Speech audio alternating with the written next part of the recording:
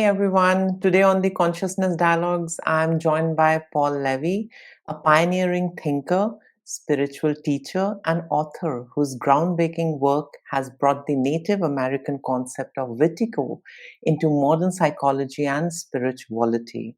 Through books such as Dispelling Wetiko, Awakened by Darkness, and Undreaming Wetiko, Paul has shown how this psychic epidemic infiltrates individuals, cultures, and global systems, while also pointing towards the hidden potential within it for awakening.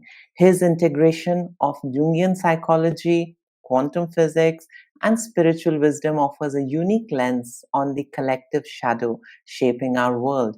So, without any delay, let me welcome Paul Levy. Paul, thank you so much for joining in today. It's an honor to have you. Yeah, hi. No, I'm so happy to be here with you. Thank you, Sarah. Really. Thank you so much. Paul, every profound body of work often begins with a personal story. I mean, a lived experience that cracks, something inside of us. I also had a traumatic childhood that forced me to look inside rather than, looking out for answers on the outside.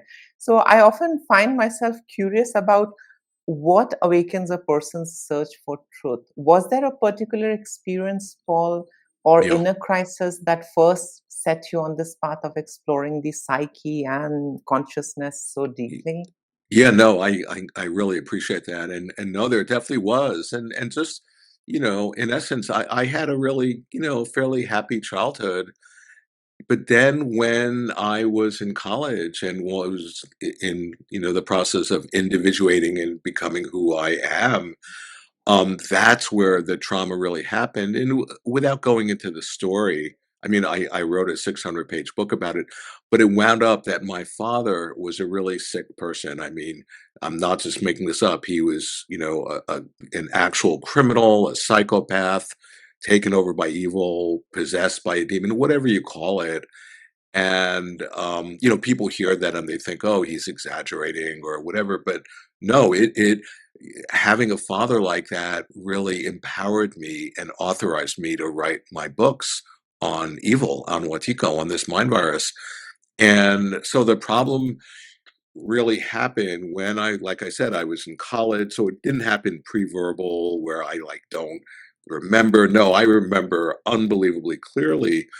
And so it just created such enormous suffering for me. I went from being a really happy, healthy, very accomplished, kid to when I was transitioning into adulthood and, graduating college, um, just from these, increasing episodes of abuse where I was realizing that I was a creative person. And before then I was going to be, like a doctor, lawyer. So my father was getting off on my accomplishments. So my father did everything he could to absolutely obliterate that creative impulse in me. But what he didn't realize, it just made it stronger. But it also created this unbelievable trauma and suffering.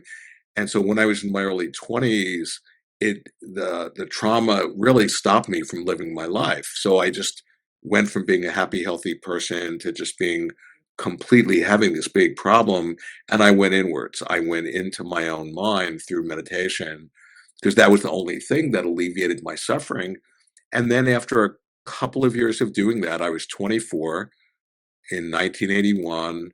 I got hit by a bolt of lightning, not from outside, it ignited in my own brain. And I went Mhm. into this complete extreme state where I began to realize, oh my God, we're having a dream. This is a collective dream. And then stuff began happening in my daily life that was completely physically impossible, that could only happen in dreams. But within 24 hours, I was immediately thrown in a mental hospital and told, oh, you're mentally ill. You'll have this illness the rest of your life. You'll need to be on medication the rest of your life.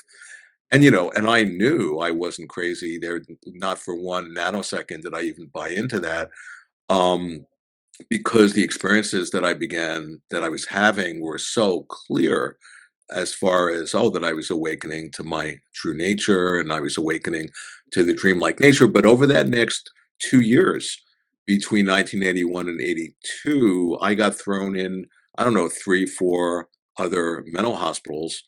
and always diagnosed as, oh, you have this newly discovered chemical imbalance. And, to just create context, here it is, years and years later, and I have psychiatrists who now pay me money, who are clients of mine. So it's come full circle. But it was very, very challenging. The last hospitalization was 82. And so then I was just dealing not only with the trauma of having, a really, sort of this this negative father I'm who so was sorry. incredibly abusive, but then there was the psychiatric abuse. And so I had to spend a good decade of just going to therapy and making art and connecting with my dreams and doing shamanic journeys and plant medicine and connecting with alchemy and just everything and anything under the sun that was helping me to alleviate the incredible over the top suffering that I had fallen into. And at a certain point in 90, I think it was 94, I began teaching because I had the realization, well, I'm not like enlightened or anything, but I'm a work in progress, like all of us, like the universe is itself. But I had the realization, oh, as a result of this ordeal, I have these gifts that I've discovered as a result of the initiatory ordeal I've been through that actually can help other people. So since '94, I've been teaching. I haven't had to do anything else since, and all of what I'm sharing has come out of my ordeal, which in essence was a real direct encounter with unmediated archetypal evil, not personal evil, but what came through my father. He was just an instrument for this archetypal evil that configured the whole field. Whenever I was trying to illumine the darkness he was acting out, I couldn't believe the field configured itself to protect the abuser in almost like in a supernatural way. And that's when I began to realize, oh, I'm having this revelation. Something is being shown to me if it doesn't destroy me first. And somehow I had a strong enough sense of self to not just be completely shattered and completely destroyed, but to realize that I was taking part in this revelatory process. And that's what's informed my work. Mm-hmm. Okay. Paul, what first made you realize that human suffering and shadow weren't just personal struggles, but a part of something bigger, something larger, Y- something Yeah. collective in nature? What are your thoughts? Yeah. Well, my sense was I went so deeply into my own process out of necessity. I had to because the suffering was so intense. And at a certain point, when any one of us goes into our personal process, to a deep enough degree, you access the transpersonal, the archetypal, the collective. And I began to realize, oh wow, the process of suffering that I'm going through, this is holographically encoded within the non-local field. It's everybody is partaking of it in different ways. And that really, really helped me. It helps anyone when you have that realization because it snaps you out of taking things personally and thinking that you're a person, thinking that you're a separate self. That's what I mean when I say thinking you're a person. We begin to realize, oh, I'm actually interconnected with other people and we're all Mm-hmm. interdependent and interconnected, and there's no separate self to be found anywhere. And that's when you're beginning to tap into your true nature of seeing through the illusion of thinking you exist in a way that you don't, i.e., as a separate self or an ego, you know. Mm-hmm. True. Paul, your framing of Wetiko as a psychic epidemic has echoes of Jung's collective shadow, yet it extends far beyond it. It's not just limited till there. How would you define Wetiko for those encountering the term for the first time? I mean, like me, for example, Yeah, I'm a yeah, yeah, layman. I don't sure, know much. sure. Yeah, Yeah. yeah. And I'd been, before I came across the term, I'd been tracking this mind virus, and then I came across the Native American. There's a Native American scholar who wrote a book about Wetiko is the way I say it, but you can say it however it feels good for you. And then I began to realize as this scholar was describing this mind virus that, oh my God, that's what I've been tracking in my family, in my father, in the field, in my own mind. And then I began to realize that this mind virus has been being pointed at for millennia. in every single spiritual tradition in the history of this world has been pointing at it, and not just spiritual traditions, but these visionary artists and thinkers and philosophers. We've all been pointing at it. Like, for example, in the Carlos Castaneda book, Carlos's teacher, he doesn't have the name Wetiko. He calls it the predator because it's like a mind virus or a mind parasite. He says this is the topic of topics, or in the apocryphal text of the Bible, they call it the counterfeiting spirit. It impersonates us, it puts us on, which has a double meaning. It fools us, but putting us on like a suit of clothes. It offers us a fake identity. Oh, you're wounded, you're traumatized.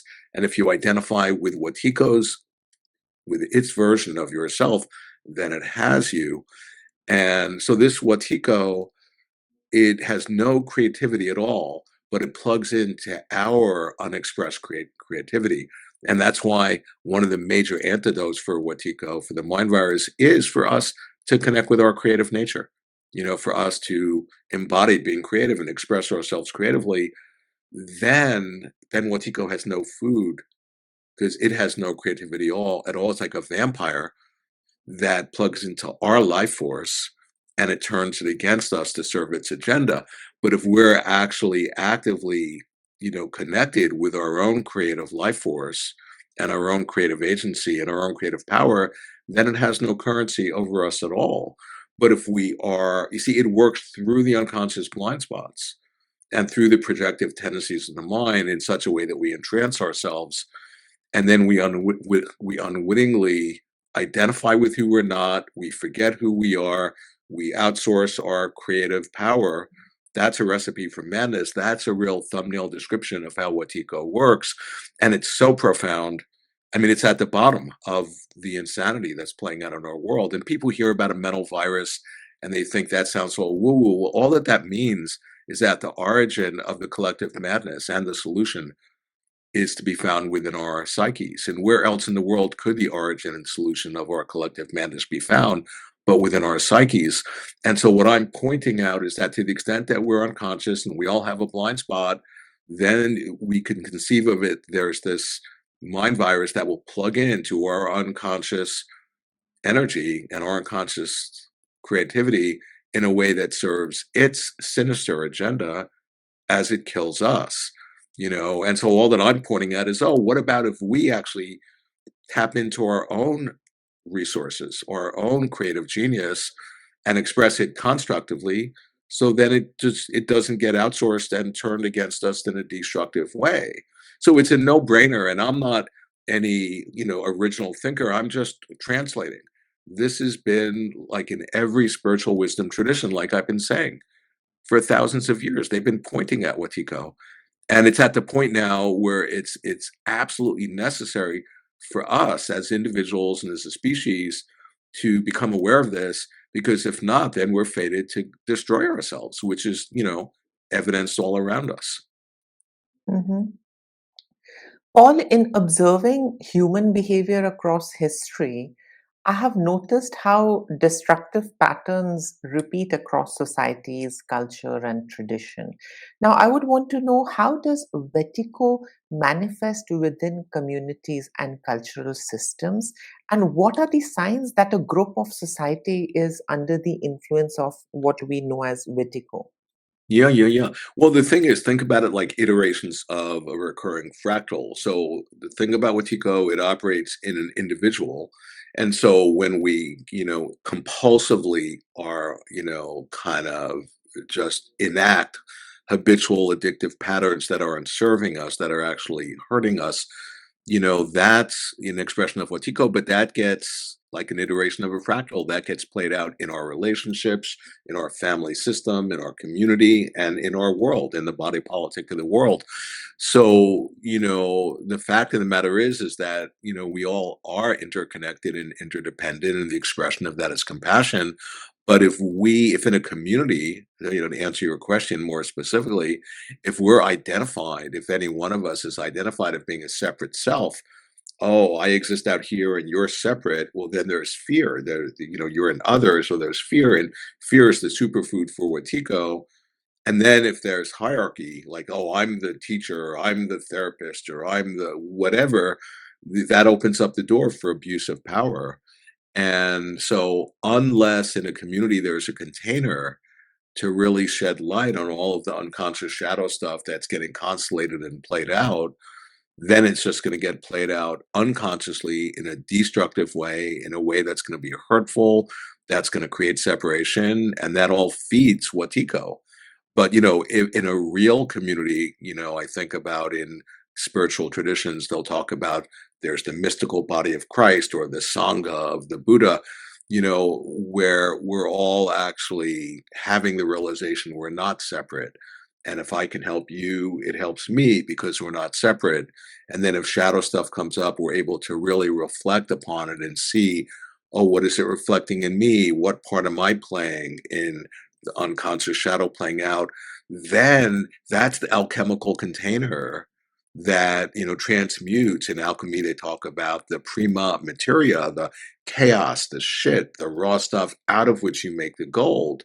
So it's not problematic that there's unconscious shadow stuff, but like what, I'm making a distinction between, oh, where we don't look at it and then it just gets acted out and we're actually unwittingly empowering that shadow, compared to no, we all have shadow, we all have it unconscious. And when that stuff gets played out, if there's an alchemical container, we can shed light on it and own our stuff. And then that same energy that was bound up in animating the shadow is available then for creativity and love and compassion. Mhm. Paul, I have observed many spiritual and psychological traditions speak of shadow or evil, but they often, stop short of naming it as an active, intelligent force in a way. So, do you see Wetiko as purely a psychological metaphor or as an autonomous, a kind of a psychic force that uses Yeah, yeah. human blindness to Yeah, sustain yeah. its No, work? And if that's so, what are the risks of even naming it loud? If you could shine yeah, some yeah, light. yeah. No, that's a great question. And it's a really, I mean, I go into that question really deeply in all my books.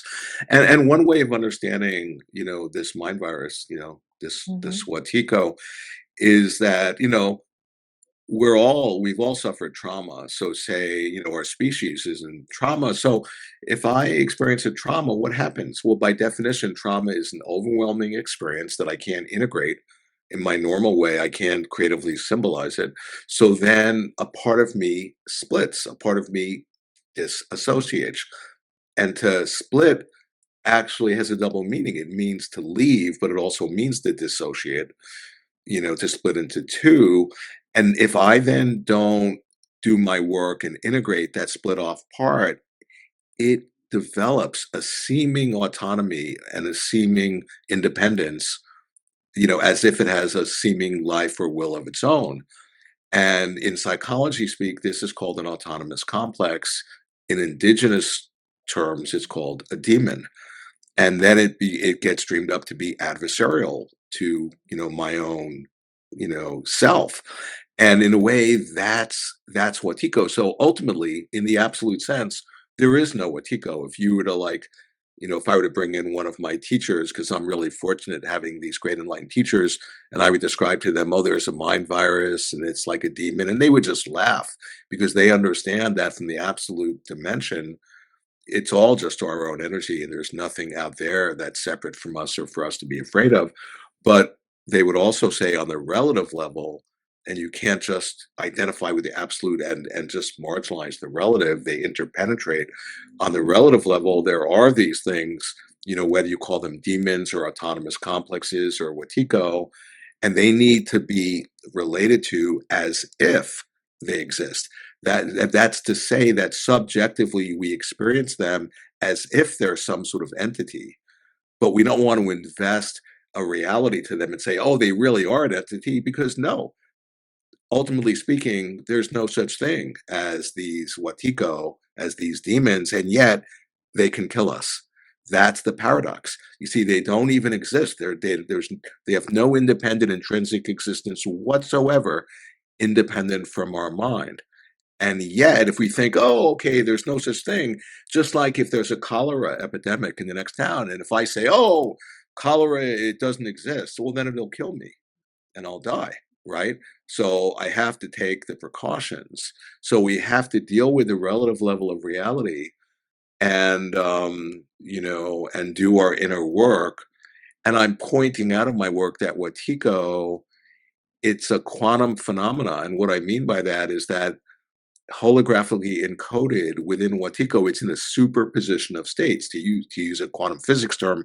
And what that means is that it contains both the deepest evil and the source of all of the evil we enact in our minds, relationally with each other, in the world, and holographically encoded in this mind virus is its own vaccine, is its own cure. And not only does it contain its own cure, it's actually helping us to evolve.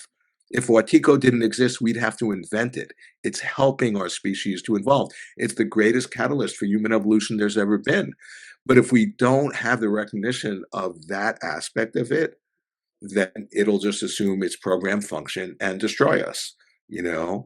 And so yeah, that's why I've written so many books about it, because it's not easy with language, which typically exists in third dimensional space time and has duality, like something is this if it's not that. Well, Watiko is a higher dimensional, phenomena, and it's very much like, in psychology, they talk about archetypes, or in physics, they talk about atoms. Well, no one's ever seen an archetype. No one's ever seen an atom. We infer their existence by their effects. In the same way, no one's ever seen Watiko, but we can infer that there's something called Watiko, whatever name we call it, by its effects in the world and in our relationships and in our minds.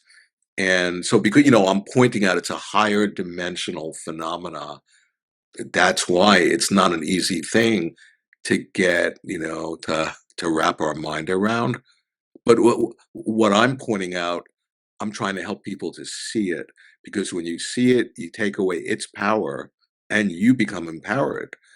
But what Tico, it'll do everything in its power to make itself invisible so that you don't see it.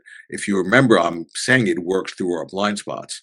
It works through our unconscious. It works through the projective tendencies in the mind. And what I'm pointing out in my work is, okay, but when you begin to see the fingerprints and the spore prints and the footprints, you begin to track it and you begin to see how it works in your mind and how it works, in the environment and in the world.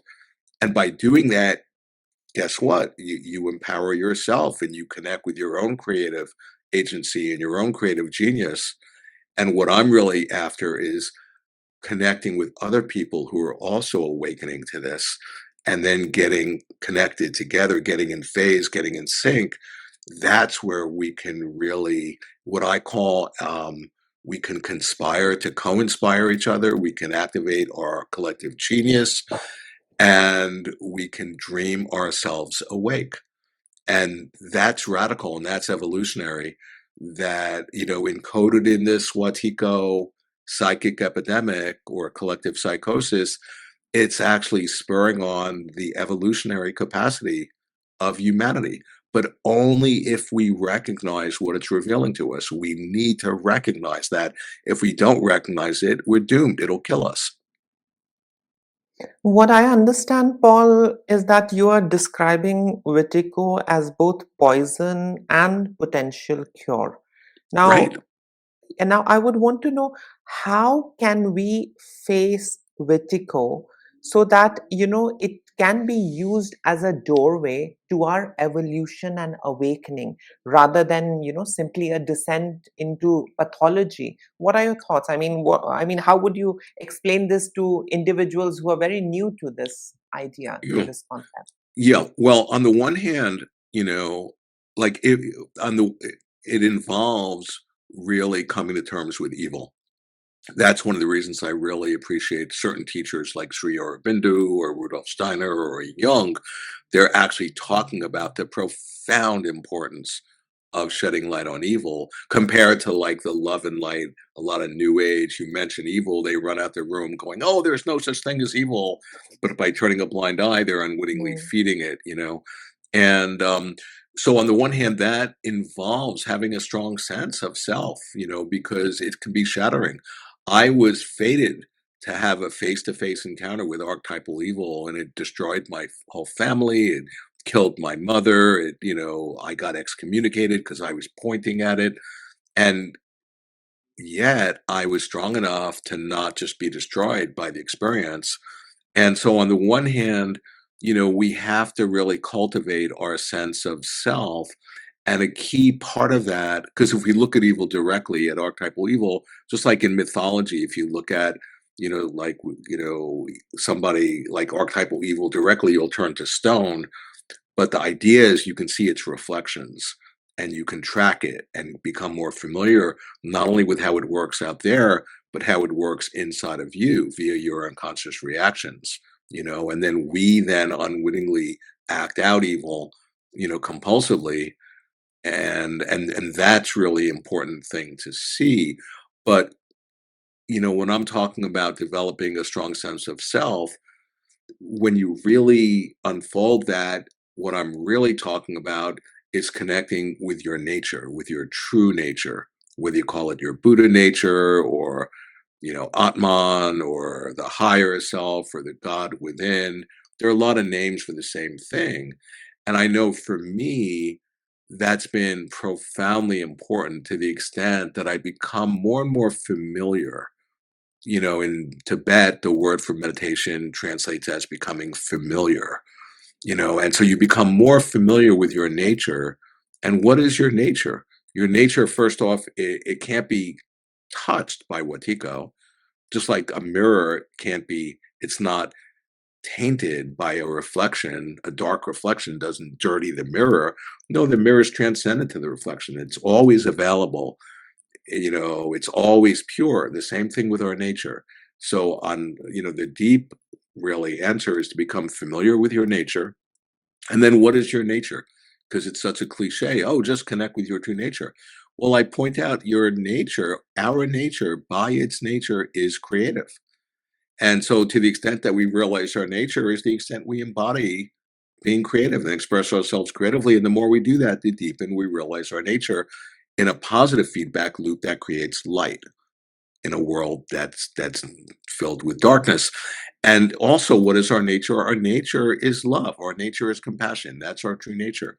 And so when we really establish ourselves, in our nature as being creative, as a loving, compassionate, just a good-hearted person with an open heart, then that's really the best protection with reference to whether you call it Wetiko or the mind virus or evil or whatever.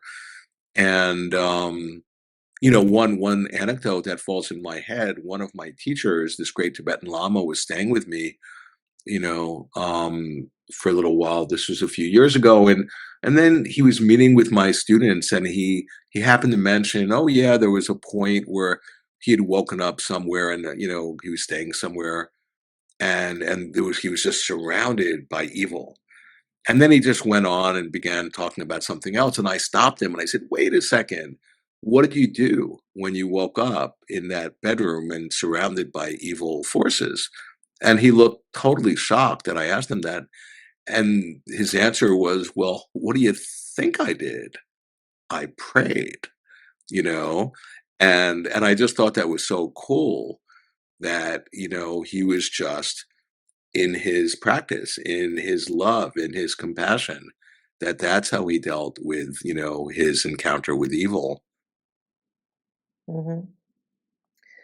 All projection is very central both to individual psychology and to the dynamics of Wetiko. I would want to know, how does projection serve as the engine of Wetiko, and Yeah, what yeah. does it take to reclaim what we unconsciously project onto others? What are your Yeah, yeah, yeah. thoughts? So I want to just point out, like projection, it's a thing in that it's a natural and a peculiar sort of propensity of the human psyche, Mm-hmm. and So it's not something abnormal. One way of thinking about it, if I'm unconscious of something and I'm unconsciously identified with something, the only way I can become conscious of it is to project it outside of myself and to see it out there. And then, typically people then see it out there and react to it. But what's important is the next step, which is to recognize that what you're seeing out there is reflecting, like a mirror, something that's in you, and that's to own the projection. But to project, and particularly to project the shadow, is the underlying psychological dynamic that underlies Watiko, and I can explain how it works. So, say for example, if I'm in a dream, if I'm in a night dream, and say there's a part of me that I don't want to look at, I don't want to own. Well, what happens? I project it out because I want to get rid of it. I want to exterminate it, right? I don't want to see this darker part of myself. So I exterminate it by just projecting it outside, and being a dream, which is just a reflection of my own mind. As soon as I do that, into the dream will be some body or group of people, whoever, who will carry my projection. And so say if I project out my own evil or my own shadow, well, then I'm going to dream up somebody who's going to carry and going to embody my shadow. And now I have all the evidence that my shadow is out there, because, there it is in front of me. So, what do I do? Well, when I amplify that process, I'm going to try to destroy them. And what am I doing by doing that? I'm actually enacting my initial inner process of trying to exterminate my own shadow. I'm now unconsciously acting out my inner process via the medium of the outer, seemingly outer environment, in this case, the dream. And by doing that, so I'm trying to destroy the evil I see in them. By doing that, guess what? I've actually become possessed by the very evil that I'm trying to destroy. And so that's like a very simple way of describing how shadow projection works. And the key thing is to have the recognition to see, when I see that person, say if it's a person that's embodying my shadow, well, I'm having a reaction. I'm triggered by that, because I'm secretly fascinated by it, because it's like an elastic band. It's tied to a quality in myself. But all of a sudden I get triggered by seeing somebody who's embodying my shadow. Well, that's a huge like neon sign going like, what's that in me that's being triggered? So that's where we can do practice when we're getting triggered by somebody, or getting irritated or annoyed, that, oh, that's a sign that something in me is being touched. And then, if instead of like putting our awareness on the other person who's triggering us, because Watiko works by distracting us and putting our attention outside of ourselves, what if in that moment I shed light on what inside of me is triggered? Then all of a sudden there's an incredible opportunity to become conscious of something unconscious, and to potentially assimilate this shadow energy in myself, you know? And so that shadow projection, like in his work, Jung actually calls shadow projection the lie. And who is, just to associate, like doing dream work, who is the liar but the devil? The idea is that shadow projection is the shadow itself in action, you know? And unless we shed light on that, then we're just unwittingly offering ourselves into the hands of darkness, and we're just going to be projecting the shadow out there, trying to kill our own projected shadow, becoming possessed by the very shadow we're trying to kill. And all of that is a total smorgasbord for Wetiko. And it's actually insanity too. Mhm. Paul, I mean, based on the conversation that we are having regarding Vertigo, I personally had this realization now a while back, is that media, politics, economics, every domain seems to be infected with Vertigo, if I'm not wrong. I mean, I would want Yeah. to know your thoughts. And I would want to know, how do you see Vertigo manifesting on a cultural or to say on a global scale? And Yeah. what are the dangers that emerge when institutions embody this, kind of a psychic blindness? What are your thoughts, Paul? Yeah.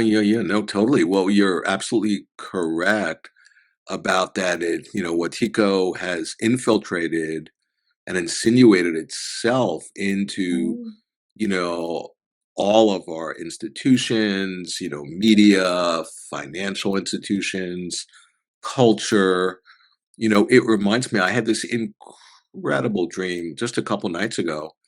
And in the mhm, dream, I was in a house and there was this guy who kind of went crazy and he like pushed a button and all this poison gas started coming, you know, into the whole house. And so me and a bunch of people in the house ran out, and I immediately saw there were all these sprinklers all over the whole planet, as far as the eye can see. That were also like instead of water coming out of them, like to sprinkle to make a lawn green, it mhm, was poison, and there was poison was everywhere. There was nowhere that poison was not. And as soon as I saw that, I realized I was dreaming and became lucid. And I realized, oh, this is a dream. This is my own energy. My task is how can I transmute, alchemically transmute this poison into blessing, into something positive. And then I woke up and then I realized when I worked on that dream, oh my God, that was, yeah, my own personal, process. And it was the collective process. That was like all of our species dream in a sense, because yeah, we are in that situation of that. It seems that darkness is taking over our world. But if you have the realization of your nature, of the dreamlike nature, of the dreaming nature of the universe, then all of a sudden you have this incredible capability to transmute that darkness into something positive, into something healing. And so, in a way, that's our job. That's what we've been tasked to do in this moment in time. And yeah, no, and it's part of what happens is that it's profoundly important for us to be in touch with our hearts, with being, just this good-hearted, this human being. Like in indigenous cultures, I think sometimes the highest compliment is when they'll say, "Oh, they've attained the status of a human being, somebody with a soul, somebody with compassion, with love, with empathy, with a good heart."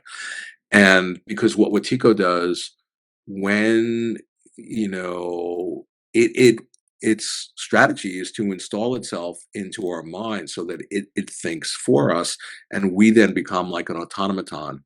We become programmed, we become conditioned like a robot with no creativity, factored in. And that's what's more and more happening when you see people who are just, imbibing social media and then the whole algorithm thing and the whole mind control with the propaganda. And we just parrot the algorithm thinking, oh no, I've done my own research, when meanwhile you've just been mind controlled by the mainstream media and have no idea. And so the idea, what I'm pointing out is, what if you actually cultivate the ability, the faculty of being able to discern, to think for yourself, to look out of your own eyes instead of seeing the world through the imagined eyes of others. And, to cultivate your awareness, to cultivate a good open heart filled with love, to be a human being. That I think that is, I think one of the most important strategies of having to deal, because Watiko is a collective psychosis, and we are completely in the middle of a collective psychosis. It's unbelievable to me that it's every day, it's not on the headline of all the media. Humanity's gone insane. We're suffering from a psychic epidemic. There's no one talking about that because it's become like this normalized thing. And so here I am, and I'm supposed to be, oh, Paul's just crazy. He was thrown in mental hospitals and is diagnosed. Yeah, well, I'm the one who's saying, hey, our species has gone insane. And I was beginning to wake up to the dreamlike nature. And, thankfully, it didn't kill me when I had that realization, because psychiatry, if I would have agreed to their treatment, I would have been on pharmaceutical psychiatric drugs for my entire life. It would have killed me. And from their point of view, oh, another successful treatment. Like they experienced me as, oh, I forget what you'd call it, but I didn't subscribe to their treatment, so I was like a problematic patient. But if I would have agreed to their treatment, I wouldn't be here right now. I would definitely be dead or insane. And from their point of view, oh, great, another successful treatment. What's wrong with that picture? You know? True. Paul, you emphasize imagination as more than just creativity. I mean, you suggest that it can be a radical tool for our own transformation. I would want to know, how can individuals use imagination to, in a way, undream Wetiko and Yeah. reshape both personal and our collective reality? Yeah. Well, the thing is, in alchemy, Mhm. the key of the whole alchemical opus is creative imagination. And this is, when you study the work of Jung or William Blake or Swedenborg, they're all prioritizing imagination as interfacing with the divine, you know. And in alchemy, they differentiate between the false imagination and the true imagination. The false imagination is just like, sort of egoic, self-soothing fantasies where, it's just, trying to get us away from our pain or, or just avoiding being in real relationship with ourselves, where, the true imagination is plugging into that each and every moment of our lives, we are creating our experience of ourselves and of the world. There's no one else doing that to us. We have this incredible agency via how we interpret what's happening to us moment by how we impute meaning on what's happening to create our experience. And that's all, the origin of that is the creative imagination. And, so it's like we have this superhero power, but in our scientific materialist culture, which sees imagination as like a mere nothing, you know, um, so many people have been programmed and conditioned to think that imagination is not real. Where I would point out, no, imagination fundamentally is the most real. And, you know, another way of thinking about it is that in this moment, like all of us, I think about myself. I'm here and I'm experiencing, this whole sensorium of experiences. I'm hearing sounds, I'm seeing stuff, I'm feeling my body, I'm feeling whatever pain or pleasure or whatever. Well, where is that happening? That's all happening in awareness. That you never find any of those experiences without consciousness or awareness being part of it. And that's very much pointing at the dreamlike nature. Because what I'm really pointing out, fundamentally in my work is that the essence of this shared experience we're having right now of being alive on planet Earth, it's exactly, to even say it's dreamlike is a misnomer. It's not like a dream, it is a dream that we are collectively dreaming up into materialization moment by moment. So you can say this isn't like dream-like. It's a dreaming universe. It's a verb. It's not just something that's static. And one very, I think, powerful way of understanding this, what I'm pointing at, because I'm pointing out that we have the power, each one of us right now, to change the collective dream we're having. And here's a way of understanding it. So just talking about imagination, let's invoke the imagination. Imagine you're in a night dream. And imagine now, first off, what is a night dream? But a night dream is a reflection of your mind. It's this projection of your own psyche. So whatever viewpoint you're holding, whatever's going on inside of you, deep inside of you, is manifesting in, as, and through the dream. So say, for example, if you're holding a particular point of view in the dream, and the point of view is, oh, this universe I'm in is objective, is solid, is separate, is real. right? Well, being a dream and being a dream is a reflection of the mind, then the dream has no choice but to manifest in such a way, giving you all the evidence, confirming your viewpoint that the world you're in, this dream world, is objective and solid and separate from you and real. And now you have evidence confirming the truth, the accuracy of your viewpoint. So you get even more entrenched and more fixed in your viewpoint of seeing the world, the dream world, as objective and solid and separate and real. And the more you see it that way, the more it manifests that way, giving you evidence. And the more evidence you have, the more fixed you become in your viewpoint ad infinitum. What I'm describing, so that's a self reinforcing feedback loop whose origin is within your own mind. And what I'm describing is that you've just hypnotized yourself by your own creative genius of creating your experience. And that's Wetiko. That's the nature of our experience. That we've all, to the extent that we're asleep, we've, by our own unconscious creative genius, we've entranced ourselves. We've, like in a fairy tale, we've bewitched ourselves. And so here I've woken up to whatever degree I have, because we're all a work in progress. But and I'm trying to transmit this realization, to other people. And as more and more people actually awaken to their own creative genius and their own creative power and their own creative agency and realize, oh, we can hook up together and get in sync and get in phase with each other, like I've been saying, we can literally dream ourselves awake. And that's what all of this is about. And if we don't realize it, then we're doomed to continue to just destroy ourselves. Mhm. Paul, I have a question that can be a little controversial and provocative, and that question is: as a survivor, as a victim of narcissistic abuse in the childhood, and lots of other various forms of abuse, and as a therapist, uh, Paul, your work suggests that Wetiko can be used as a doorway to awakening. But I mean, my question is: isn't there a danger, when we romanticize something so profound and destructive at the same time?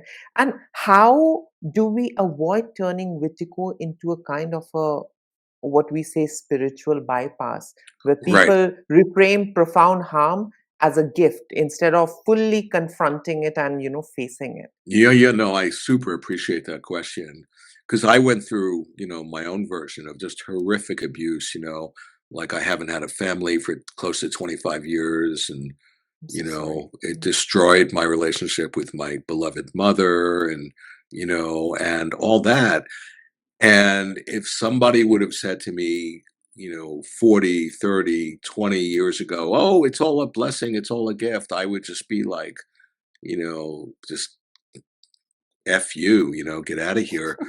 And Seriously. but having done, 24/7, I was forced. I didn't have a choice to do my own inner work. And like I'm saying, I'm still, whatever, just evolving and maturing and healing. It's not like I'm any final finished product, but more and more. So I can think about, there were these increasing episodes of horrific abuse, criminal abuse, where, just evil is getting enacted. And I can think about those, like I'm thinking of this one particular example that was the worst of the worst of the worst of the abuse and changed my life forever. I woke up the next day with a fever for a year. And at the end of that year, I was never the same. And I can think about that moment like, oh, that was horrific, which is true. And it was a moment of criminal abuse, which is true. And it destroyed my family, and that's true. And it almost drove me crazy, or it did drive me crazy, and that's true. And it practically destroyed my life. And then I could just go on and what a negative impact it has. And from one point of view, that's true. And yet from another point of view, what if my father, who enacted the abuse, was a high level bodhisattva who played the role he did because higher intelligence knew that I needed to have that level of encounter with evil and horrific abuse to awaken me to my nature and to help me discover my work and connect with my inner guidance and to realize the dreaming nature of reality and to write my books that are helping people all over the world. And what if higher intelligence knew that it needed somebody like my father to play that role, in order to help me to remember who I am? Well, I can view it from that point of view, which is positive, or I could view it from the negative point of view. If I view it from the negative point of view, oh, it ruined my life, well, then I could be fated for the rest of my life to be victimized by what happened. And then it would be a total tragedy, or I could view it from that second point of view of, oh, my father really, higher intelligence, this central casting sent him to play this unbelievably unpopular, horrific role because that's what I needed to awaken. Well, if I see it from that point of view, well, then it's actually helping me. But I wouldn't have been able to be in this process 40 years ago, 30 years ago, 20 years. At a certain point, I think I had healed enough or developed a strong enough sense of self to then be able to have the realization, oh, I could view it in a couple of different ways. And the thing which is really interesting, this is where quantum physics comes in, because quantum physics says, oh, yeah, the past and the future are holographically enfolded in the present moment. And that when we think about what happened in the past in this present moment, we're not just remembering what happened in the past like it's already finished. No, the very moment, the very act of thinking about the past in this moment is actually influencing the past. The past isn't finished until we know its future in the terms of the present, which is where we're at now. So the way we think about the past actually is affecting what actually happened. Now, to bring that back to my process, okay, so what actually happened? This was on Thanksgiving night, 1978. What actually happened? Did my father just, act out this abuse and it did all these horrible things? Well, from one point of view, yeah. Or did my father enact this horrific abuse and it helped me to awaken? Well, if I choose the first or the second, it really determines what actually did happen in the past by how I interpret it in this very moment, in the present. And this is exactly why in shamanism they say a shaman can go back into the past and change the past, which affects us in the present moment. And quantum physics, it's showing that this is actually what happens, that we have this incredible, like this 0 point of tapping into our true power, which only can be found in the present now moment.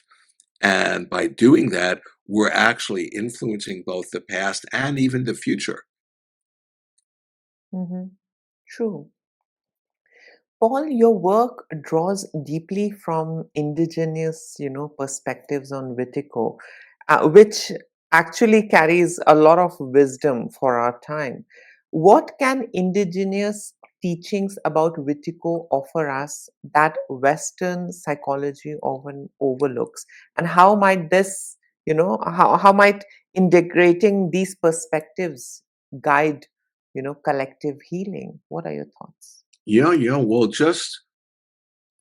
I mean, indigenous teachings really have to do with just being connected with our nature, and our nature is one with nature, with Mother Nature, with the planet, with the earth and the sky and the trees and animals and invisible beings and all that. So all of a sudden, it's to realize the interconnected web of life and that we're part of it. And in a way, we're like these stewards, of our home, which is planet Earth. And so instead of seeing, the earth in a way like, oh, how can I exploit it and get the most minerals or gold or, and this or that, it's like, no, we need to live more in harmony with each other and with nature and with our nature.